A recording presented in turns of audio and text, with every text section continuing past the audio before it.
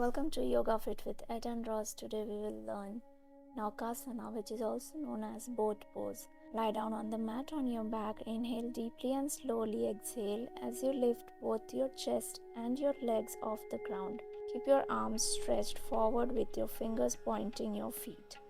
With only your seat on the ground, your body should resemble the shape of a boat. Return to normal position. Do not hold your breath while you are in the pose. Breathe normally while in Naukasana posture. Naukasana strengthens the abdominal muscles and cures constipation, helps in reducing tummy fat, tone the leg muscles and arms, addresses digestive disorders.